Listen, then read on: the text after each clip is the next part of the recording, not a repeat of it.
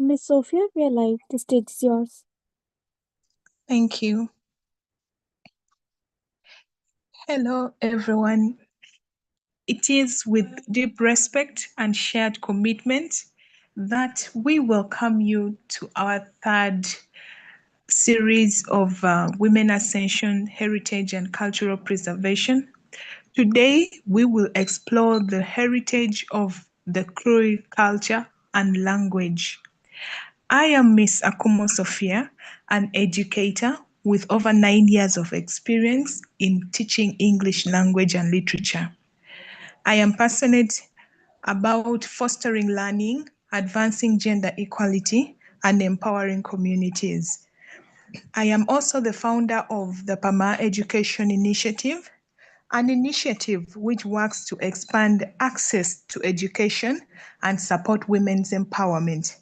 I'm delighted to be here today and look forward to moderating this session. I would like to introduce Women Ascension for our new joiners. Women Ascension is a movement rooted in purpose. It is a global initiative built on the belief that empowered women can transform communities, industries, and futures. With a presence in over 134 countries and a multidisciplinary structure spanning 10 departments, from STEM and climate actions to peace building and media. It offers a space where women from all walks of life can lead, learn, and lift others. At its heart, Women Ascension isn't just about leadership, it's about belonging. It's about creating pathways for women to step into their potentials while staying grounded in empathy, collaboration, and service. Women Ascension 1 Million Leadership Program 2030 is a visionary global initiative aimed to cultivate inclusive, ethical, and trauma-informed leadership across sectors of healthcare, education, science, policy, and community development.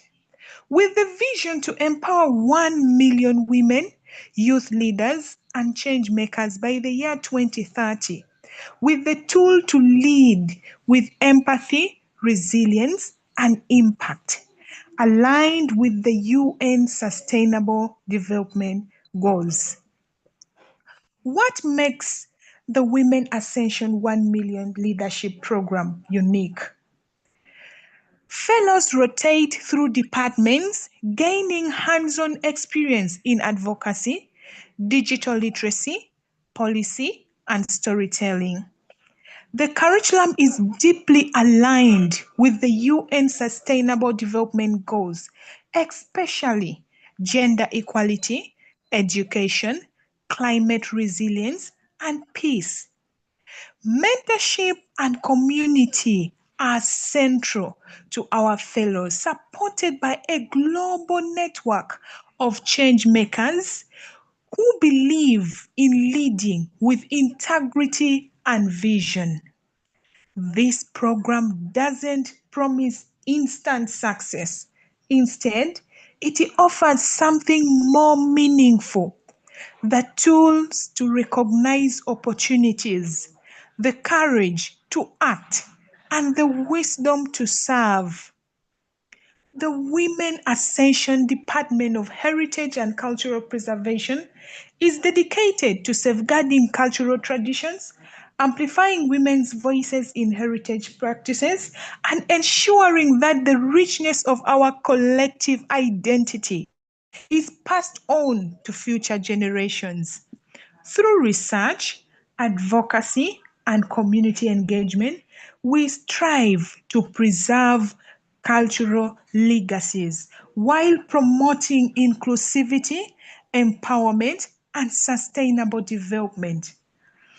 I would like to take this opportunity to introduce our special speaker for today's Essential Talk, Ms. Huldah Imah-Paul. She is a dedicated advocate and engineer whose purpose for problem solving began in childhood.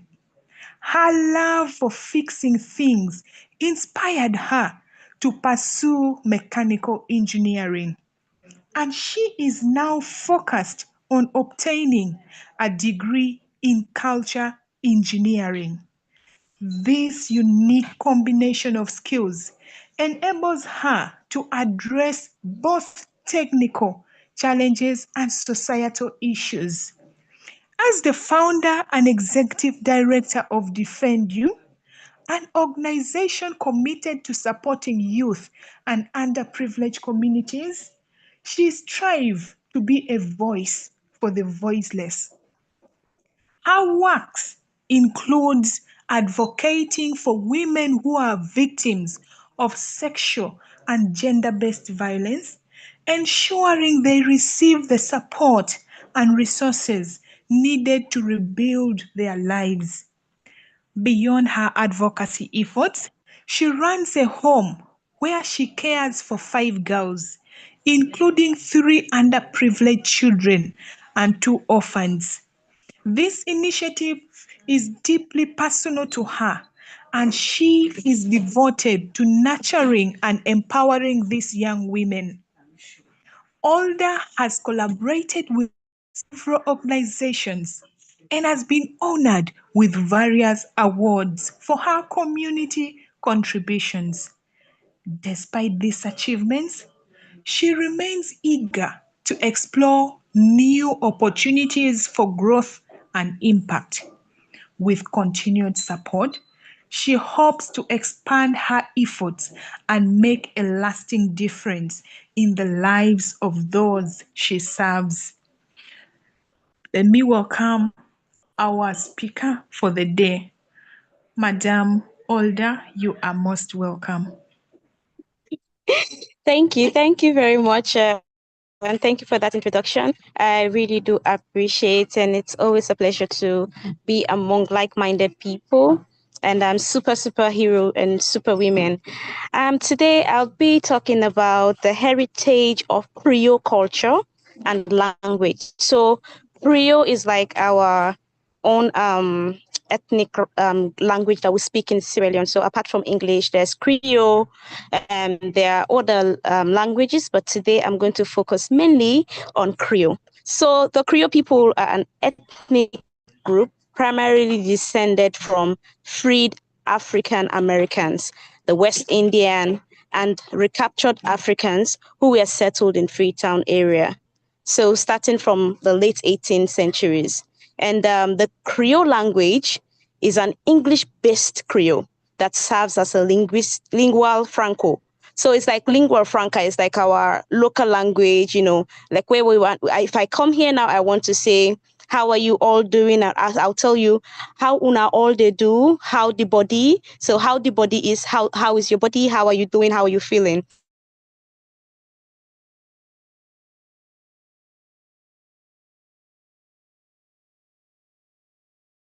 So that is what Creole sounds. Conversely, like majority. So the culture significance. So Creole is not just a language. It carries a history of multicultural beginnings. It carries a history of multicultural beginnings and also influenced by Europe and Americans and Africans.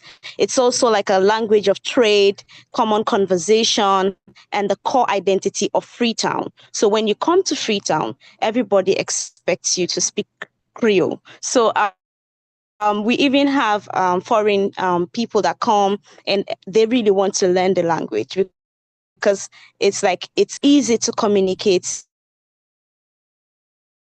in Creole if somebody doesn't cultural traits. So Creole heritage has a profound influence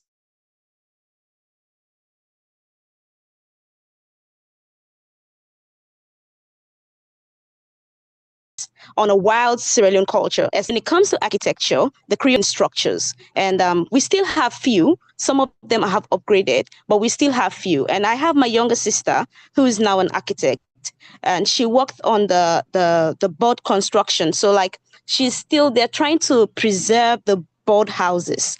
These houses that were built with boats in the olden days. So everything doesn't vanish away, just so that we can keep our culture. And we have the cuisines. So the Creole cuisines can be like dishes like groundnut soup. So groundnut soup is the same as peanut butter soup. So the peanut butter is being used to cook soup. We also have the cassava leaves. That one is so sweet. So cassava leaves is made from leaves grown from cassava. So we use the leaves and then we cook soup with it. And then we have various stews, boiled soup, and just various food, good cuisines that the Creole culture normally cook. And so the social culture, so the historical Creole emphasis is on formal education, Christianity, and strong community ties, helped to shape the early colonial administration and professional classes. So as we all see, the Creole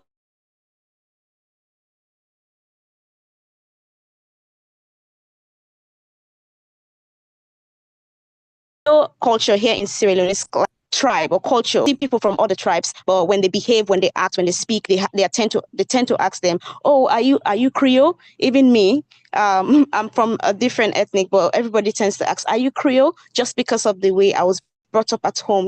They brought us up in that Creole culture. So we're trying very hard to maintain that. The cuisines are maintained, like you go everywhere. Like I said before, the architecture is what we're trying strongly to maintain. So just when people come to Freetown, we're able to say, okay, this was in the 80s and it's still here, but being modified, but we just want to keep our culture since we are trying to, talk about the culture heritage. And also there are like you can see lots of people coming to Sierra Leone not just because of the culture but because of our natural resources, because of the beaches. We have beautiful beaches here in Sierra Leone, and most times we have, like, this is December period, so we have lots of people coming in, lots of guests, lots of visitors. They want to go sightseeing, they want to go to Takograma. So Takograma is like the place where we have the chimpanzees. So tourists come and then they want to just explore. They just want to visit and see what's going on. And most of the time, we have the tour guides who are with them to either teach them Creole so that they'll be able to, just have fun, communicate better. And then when they get back to their countries, at least if they meet somebody from Sierra Leone, they're able to say one or two, language or words from the Sierra Leone or the Creole culture. So yes, I feel like that's just a bit I can say about the African culture heritage from my country, Sierra Leone, and I hope that has given you a little bit of enlightenment about the heritage of the Creole culture and the language. Thank you very much.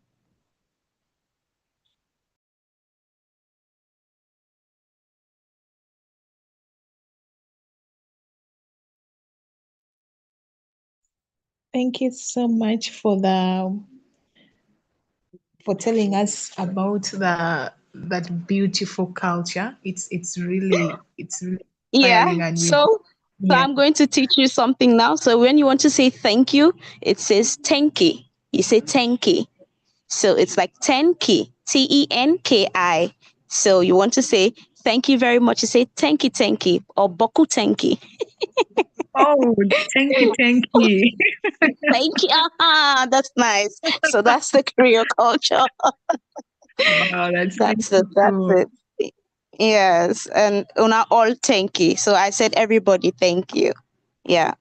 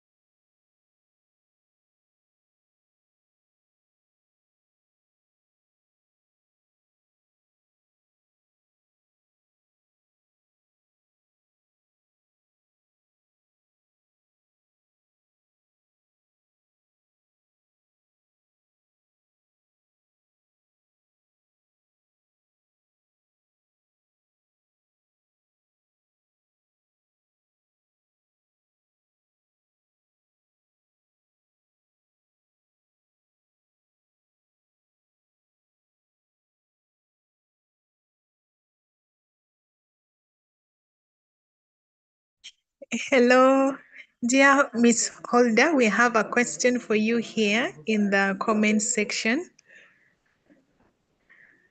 It says, what aspect of Krio culture makes you the most proud? Or what is that one cultural misconception you wished people?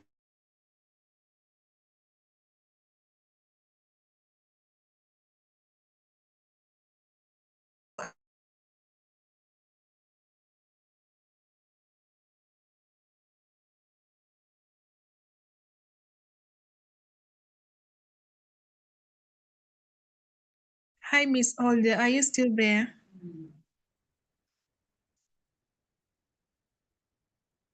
Hello. I had a call in Friday.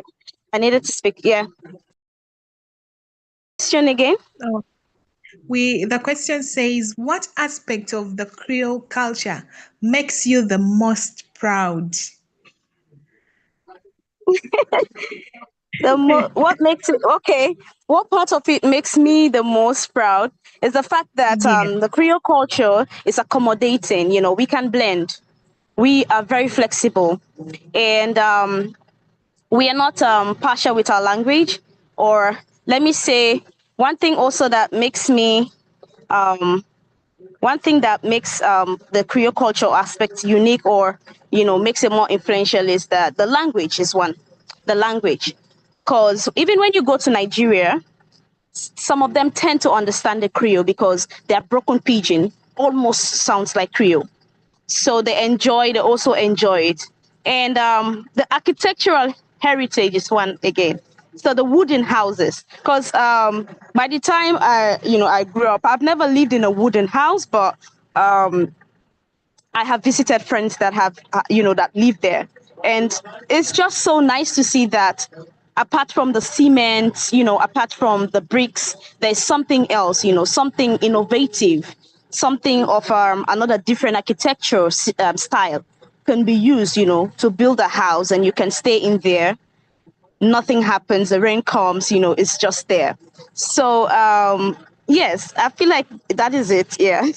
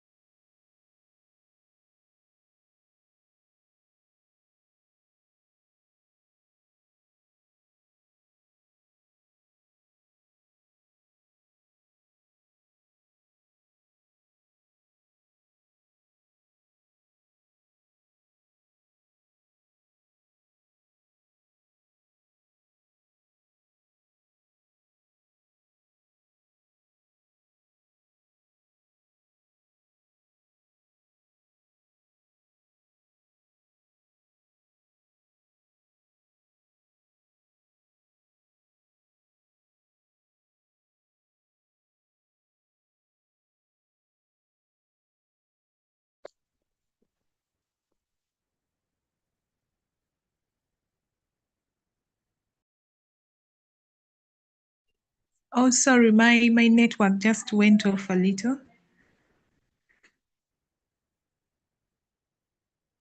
It's okay, And Miss Sophia.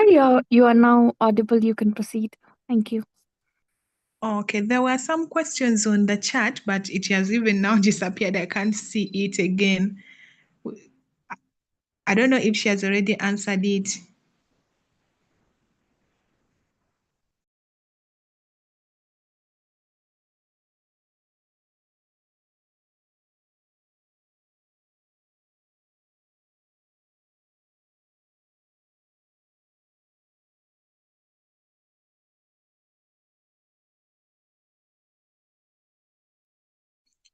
Yes, so we have here some more questions. The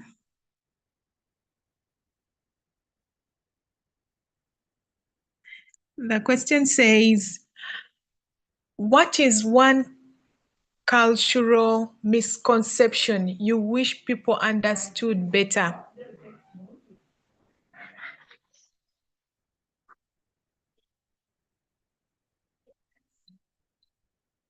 Hi, Miss Holder. Are you there?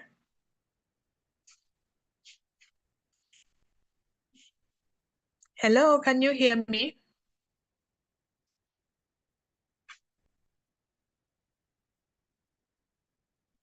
Yes, yes, yes, I can hear you. I can hear you. Okay. All right, so here is the question. What is one cultural misconception you wished people understood better?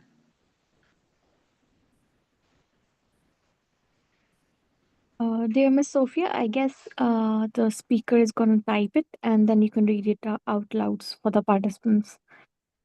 Since she Okay, asked permission to type, so we can wait for that thing. Thank you. okay, it's fine.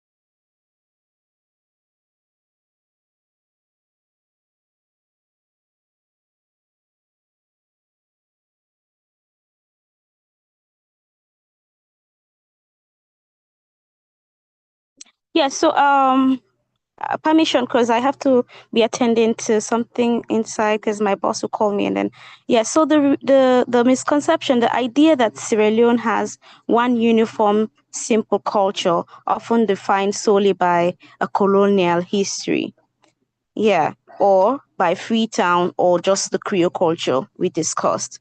So the reality I wish people understood better was the profound ethnic and cultural diversity. Sierra Leone is a vibrant, mosaic of cultures, languages, and histories that go far beyond the Creole influence. And the country's complexity is its greatest asset. And understanding the diversity is key to understanding the nation. Yeah. So I don't know if there are any more questions. More questions. Yeah, we have more questions here. It says, Okay.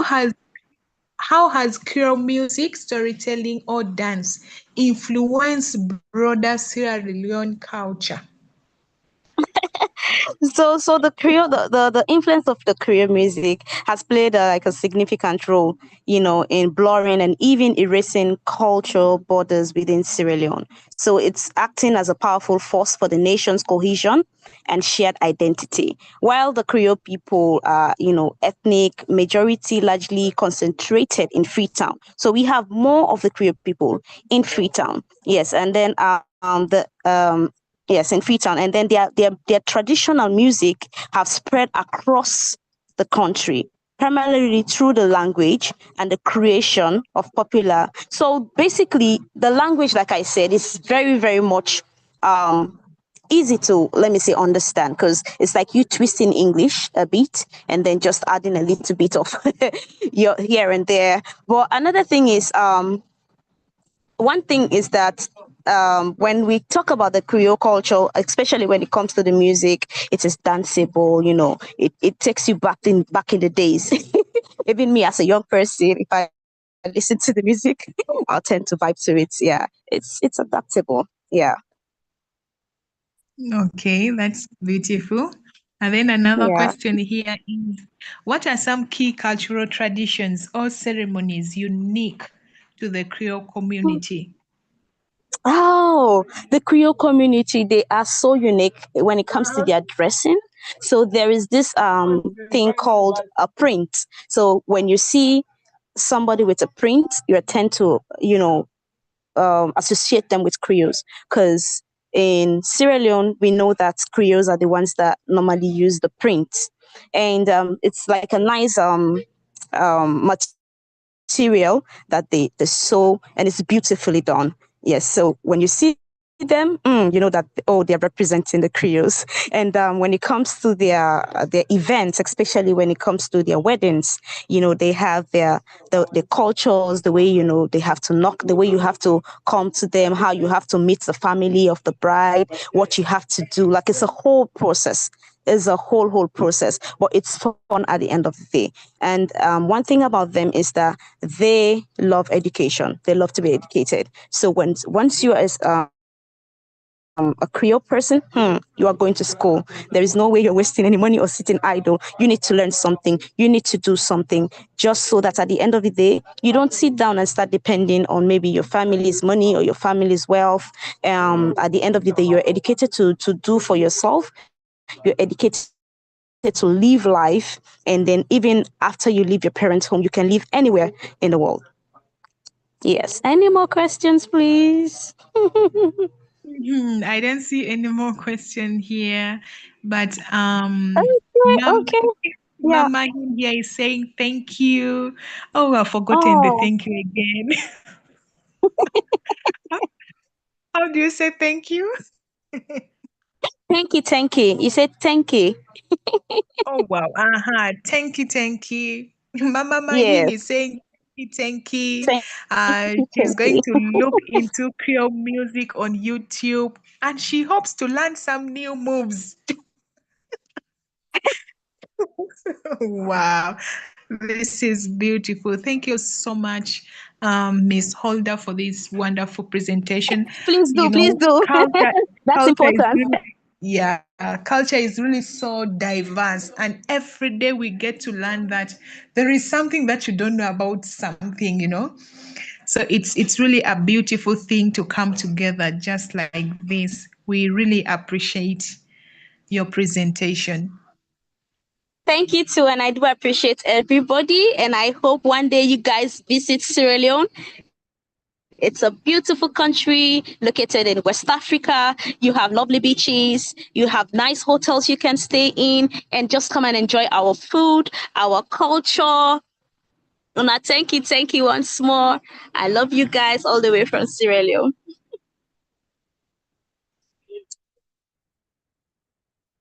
Oh, thank you once again. Yeah, so let me welcome Miss Canvey to take it up from here. Miss Canvey, you're welcome. Thank you, Miss Sophia. I would just like to thank the speaker for sparing her time out for telling us about the cultural heritage one has, which usually today's generation is forgetting. And thank you a lot, ma'am, for sparing your time and reviving the cultural heritage of your country. And hope everybody will be uh, starting with your own country, and there will be a massive change with the revitalization of this.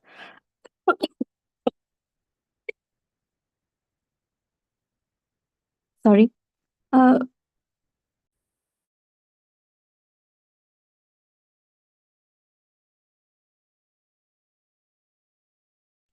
for the revivation of this culture. And since last time we discussed about Iran, and this time another country, and hopefully we will in this short series we will be learning about certain countries, and the homework for you is to do the same for your country and share it with your elderlies to make them remind that what they have lost, and obviously the future generation, which will be spreading that knowledge in form of written poetry or any language. So thank you a lot, ma'am, and hopefully we will see you in the next few sessions of the uh, cultural heritage series, where we will be exploring new aspects of by different speakers from different part of the world. And thank you all the participants for joining in, and we really appreciate your presence, and hope to see you in upcoming session. Thank you, everyone.